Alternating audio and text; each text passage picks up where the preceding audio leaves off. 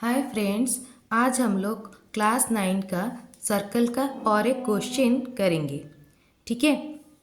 Question दिया गया है, if two equal cuts of a circle intersect within the circle proof that the segments of one cut are equals to the corresponding segment of the other cut. Question में क्या दिया गया है, पहले एक सर्कल ड्रॉ करते हैं।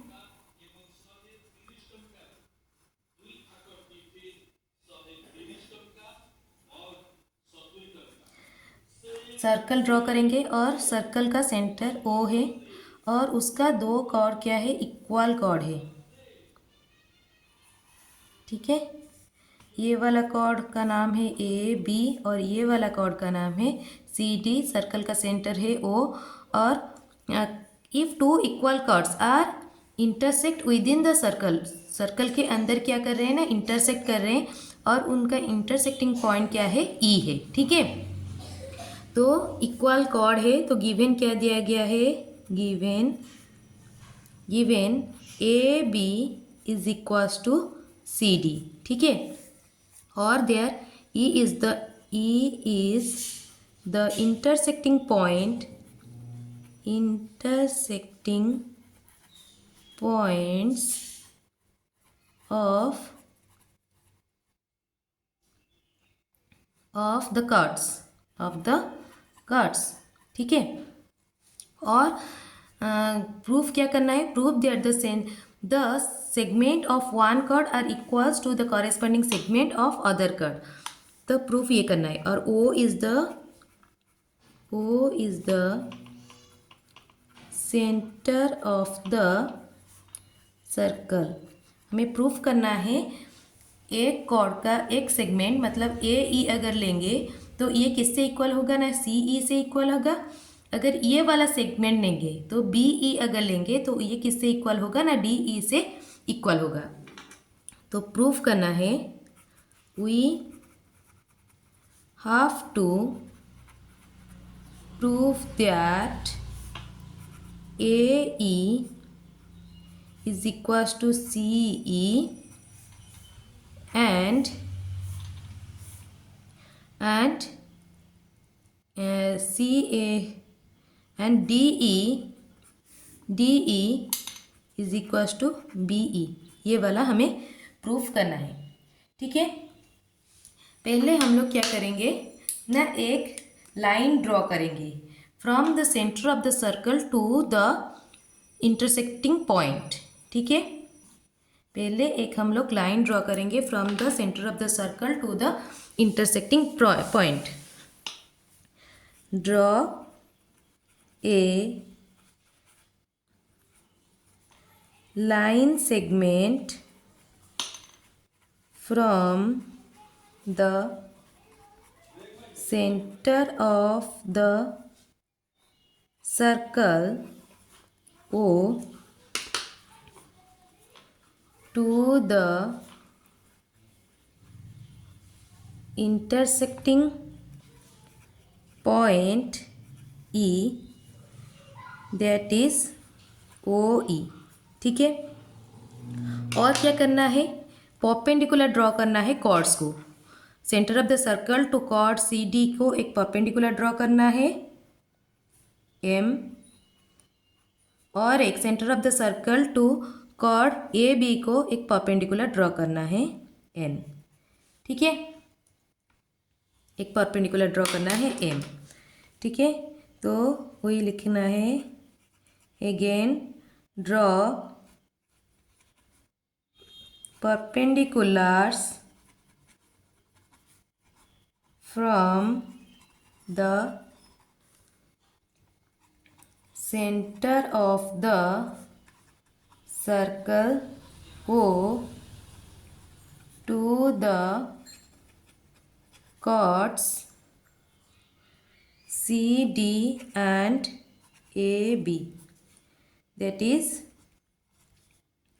OM is perpendicular to CD and ON is perpendicular to AB। ठीक है। दो परपेंडिकुलर ड्रॉ किए। अभी क्या लेना है ना, ट्रायंगल ओ ई एम और ओ ई एन को लेना है, ठीक है। In triangle O E M and triangle O E N, ये दोनों में क्या है ना, ओ ई क्या है ना, कॉमन साइड है। O E is the common side, ठीक है। और क्या है, ओ एम ई एंगल, ये वाला एंगल, और ओ एन ई एंगल, ये क्या है, दोनों 90 डिग्री है क्योंकि परपेंडिकुलर है। as OM is perpendicular to CD and ON is perpendicular to AB. OM is perpendicular to CD and ON is perpendicular to AB. तो ये वाला एंगल क्या है ना, कॉमन है, ठीक है। और OM और इक्वल्स टू ON होगा क्योंकि the perpendicular drawn to the equal chords of a circle is also equal. तो जो परपेंडिकुलर ड्रॉ किया जाता है सेंटर्स टू क्या कॉर्ड को, अगर वो दो कॉर्ड अगर इक्वल होते हैं तो परपेंडिकुलर्स भी क्या होते हैं ना, इक्वल होते हैं, ठीक है।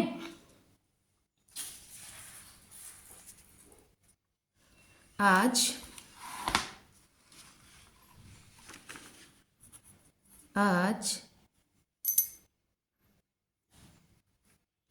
chords are equal,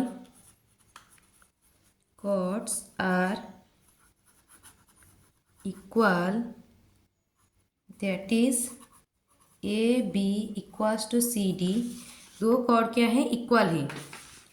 so the perpendicular drawn from the center of the circle to the chords are also equal।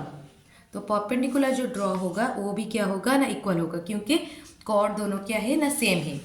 सो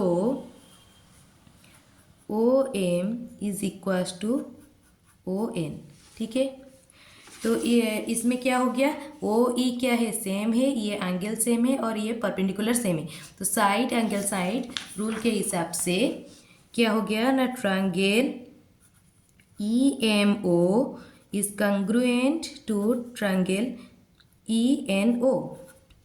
तो ये दोनों ट्रायंगल क्या हो गया ना, सिमिलर हो गया। तो सिमिलर हो गया तो फिर ये क्या हो जाएगा ना, E M equals to E N हो जाएगा, E M equals to E N हो जाएगा। सो